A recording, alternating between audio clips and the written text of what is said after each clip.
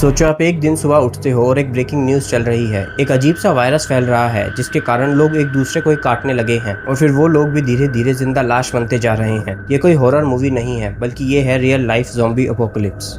Zombie एक ऐसे इंसान को कहते हैं जो मरने के बाद भी चल फिर सकता है लेकिन अपने दिमाग का बिना इस्तेमाल करे, सिर्फ भूख, अग्रेशन और इन्फेक्शन फैलाने की बेसिक इंस्टिंक्ट्स के साथ। ज़ॉम्बीज का यह कंसेप्ट हेती और अफ्रीकन फोकलोर से आया है, जहाँ पर लोगों को एक विशेष पाउडर पिला दिया जाता था जिससे कि उनका मेटाबॉलिज्म स्लो हो जाता था ताकि वो जिंदा लाश बन सके और उन पर कोई तांत्रिक अपना कंट्रोल कर सके। हॉलीवुड ने इस टर्म को और ज्यादा पॉपुलर बना दिया। Night of the living dead से लेकर वॉकिंग डेड तक हर जगह ज़ॉम्बीज ही ज़ॉम्बीज। अगर रियल लाइफ में एक ज़ॉम्बी अपोकलिप्स होता है तो इन्फेक्शन फैलाने के कुछ बेसिक सोर्सेज हो सकते हैं, जैसे कि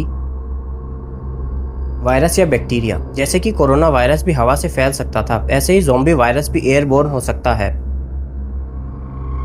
ज़ॉम्बी वायरस फंगस से भी फैल सकता है, जैसे कि ओफियोकॉर्डिसेप्स एंट्स को कंट्रोल कर लेती हैं और उसके बाद वो अपनी मर्जी से ही एंट्स की पूरी बॉडी की मूवमेंट करवाती हैं। ऐसी किसी फंगस की म्यूटेटेड फॉर्म आगे चल के इंसानों में भी आ सकती है।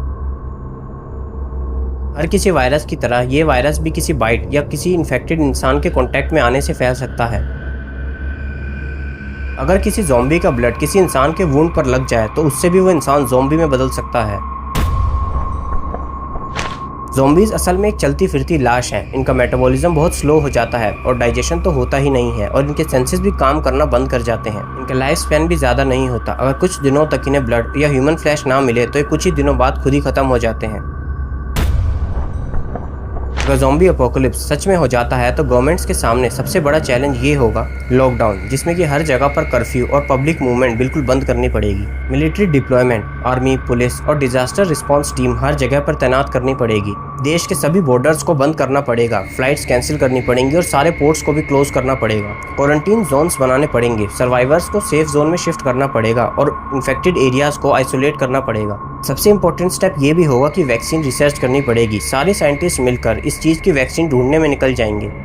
लेकिन अगर ये वायरस हवा से फैलने लगा तो गवर्नमेंट्स भी ऐसे समय पर हेल्पलेस महसूस करेगी, क्योंकि ये वायरस कुछ ही समय में पूरे देश को बर्बाद कर सकता है। कुछ कंट्रीज में गवर्नमेंट और मिलिट्री मिलकर शायद इसे कंट्रोल भी कर लें, लेकिन इंडिया जैसे हाई पॉपुलेशन कंट्री में हर जगह पर लूट, केओस और पैनिक फैल जाएगा।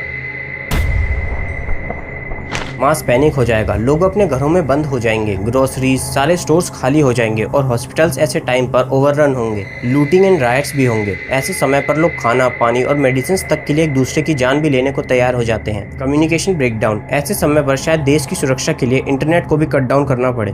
कुछ लोग ऐसे समय पर नई जगहों को ढूंढने निकल जाएंगे, जैसे कि रिमोट विलेजेस, आइलैंड्स या फिर माउंटेन्स। साइंटिस्ट ने प्रूव करा था कि 48,000 ईयर्स पुराना ज़ॉम्बी वायरस आज भी इन्फेक्शियस है।